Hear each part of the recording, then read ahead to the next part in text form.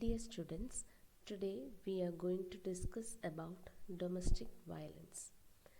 We are all familiar with some forms of domestic violence which can take place in our family or which we find in the society.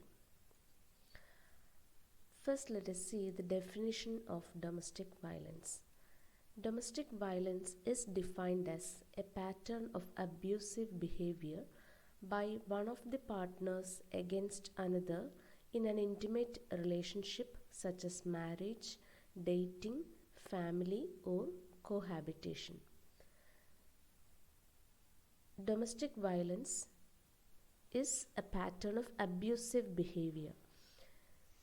Here, one individual in an intimate relationship is exhibiting an abusive behavior towards the other partner, and this relationship can be marriage, dating, family, or cohabitation.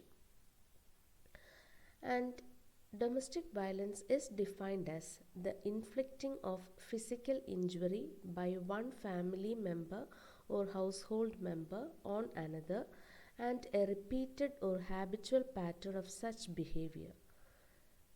If the same pattern of behavior is repeated over and over again, then it forms domestic violence. It is also known as domestic abuse, spousal abuse, battering, family violence, and intimate partner violence. Then, who are the victims of domestic violence? Domestic violence can happen to anyone regardless of age, sexual orientation, religion, or gender. In the definition, we have seen that domestic violence is the pattern of abusive behavior that is exerted by one partner on another partner. But it is not limited to the partners alone. Domestic violence can be done to any member in the family, not just the partners in the relationship. The parents can show violent behavior towards their children. The children can show violent behavior to their parents or grandparents. So, domestic violence can happen to anyone regardless of age, sexual orientation, religion, or gender. Generally, domestic violence we see among the partners. That is why the definition is given like that. But it is not limited to the partners alone. It can happen to anyone in the family regardless of age, sexual orientation, religion, or gender. These are the different forms of domestic violence, that is physical abuse, sexual abuse, emotional abuse, verbal abuse, and economic abuse. First, let us see what is physical abuse. Abuse involving contact intending to cause feelings of intimidation, pain, injury, or other physical suffering or bodily harm. If a person is physically attacking another person, then it becomes physical abuse. It includes hitting, slapping, punching, choking, burning, and other types of contact that results in physical injury to the victim. Here the victim is physically injured, or the victim is physically attacked by the perpetrator. The person who attacks is called the perpetrator, and the person who is suffering the injury is the victim. And physical abuse also include denying the victim of medical care when needed, depriving the victim of sleep or other functions necessary to live, or forcing the victim to engage in drug or alcohol use against his or her will. Physical abuse is not just limited to physical attack. physical abuse also includes the limiting the victim, denying the victim of medical care when needed. If one member in the family is physically ill, and if he or she is not taken to the hospital and medical care is not properly given, then it becomes physical abuse. Then if the in some of the families, one partner may not allow the other partner to sleep, or the food will be denied, or the person will be forced to engage in drug use or alcohol use against his or her will, then that also becomes physical abuse. And physical abuse also include inflicting physical injury onto other targets such as children or pets in order to cause a psychological harm to the victim. In some cases, some persons, they do not directly physically attack the other partner. Instead of that, they know that the children or the pets are so loving to the other person, and physically attacking children or the pets will give an emotional feeling or a psychological harm to the other person.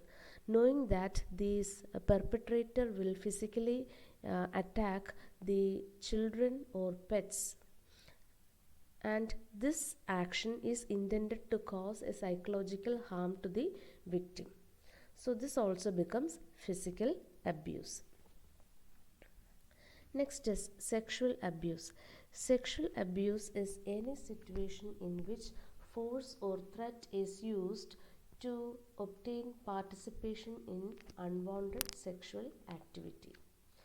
And according to the definition given by WHO, any sexual act, attempt to obtain a sexual act, unwanted sexual comments or advances, or acts to traffic or otherwise directed against a person's sexuality using coercion by any person regardless of their relationship to the victim in any setting, including but not limited to home and work. So according to this definition, sexual abuse involves any sexual act. It need not be a completed sexual act. It includes any sexual act or attempt to obtain a sexual act, and even making sexual comments, that also becomes sexual abuse. And here the sexual abuse involves any person regardless of the relationship to the victim. In the newspapers we read sexual abuse that is done by close relatives to the children in the family. So sexual abuse can be done by any person regardless of the relationship to the victim, and it includes any setting, abuse that is done in any setting. It is not just limited to home or workplace. Sexual abuse is done in, it can be done in any setting.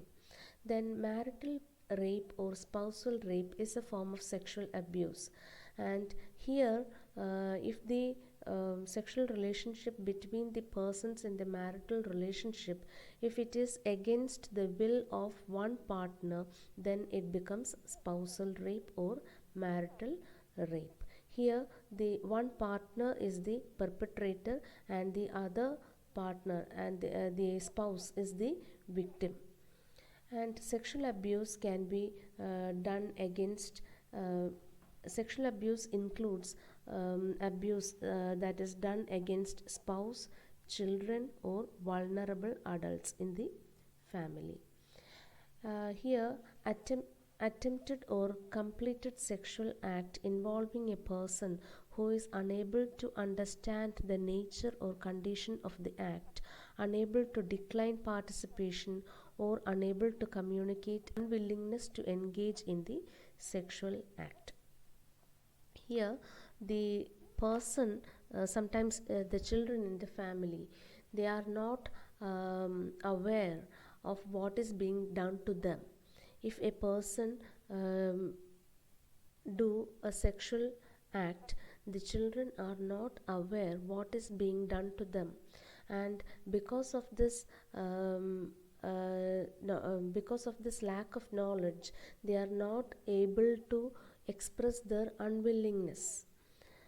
Or in the case of mentally disabled persons in the family, even if they are adults, they are not mentally mature enough to express their unwillingness.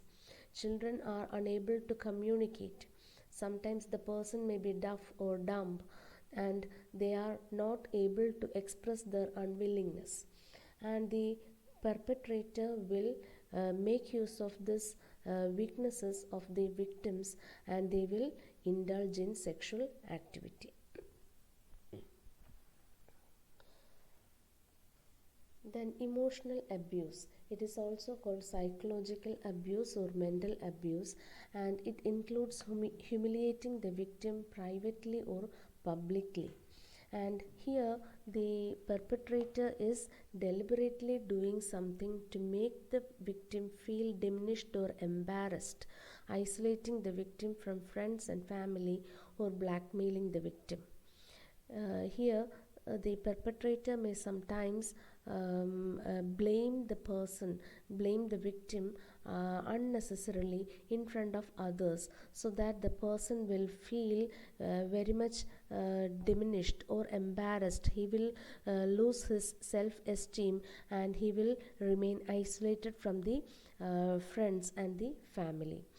And any behavior that threatens, intimidates, or undermines the victim's self-worth or self-esteem, or controls victim's freedom, becomes emotional abuse. Here the perpetrator is intending to control the victim, or to limit the victim's freedom by showing in front of others that this person is worthless. And victims of emotional abuse, they suffer from depression, and which puts them at increased risk of suicide, eating disorders, drug and alcohol abuse. Verbal abuse, it is a form of emotionally abusive behavior involving the use of language. Sometimes the persons in the family, they can call names, or they can blame the other persons in the family unnecessarily, or they can ridicule, and they can talk without any respect, or they can criticize whatever being done by other members in the family unnecessarily. All these are different forms of verbal abuse, and these verbal abuse, they are exerting an emotional feeling, or a feeling of depression to the other person or the victim. Economic abuse. Here, one intimate partner has control over the other partner's access to economic resources. Most commonly, we see that in our society, in the families, the male partner will be having the control of finance of the family, and the person with the financial control, he is exerting control over other members in the family, because only he is having access to the economic resources, and the other persons are denied of access to economic resources. Sometimes the female member of the family will also be having a job, and she will also be an earning member in the family, but the female partner will have to give all her salary to the male partner, and the male partner is having the full control of the finance of the family. And here the spouse is prevented from resource acquisition, or limiting the amount of resource to use by the victim, or by exploiting the economic resources of the victim. So the victim is always forced to depend on the perpetrator financially. Here the motive behind this economic abuse is preventing the spouse from acquiring resources to diminish the victim's capacity to support him or herself. So, since the spouse has to depend on the perpetrator financially for everything, his or her capacity to support him or herself is very limited. And in addition to that, the abuser may also put the victim on an allowance. The perpetrator will give some amount of money to the victim, and he will closely monitor how the victim is spending the money. And the victim will have to give a complete report of how he or she has spent the money to the perpetrator. So, all these forms are economic abuse. So, we have seen the different forms of domestic violence or the abusive behaviors that we see in the family setting. Thank you.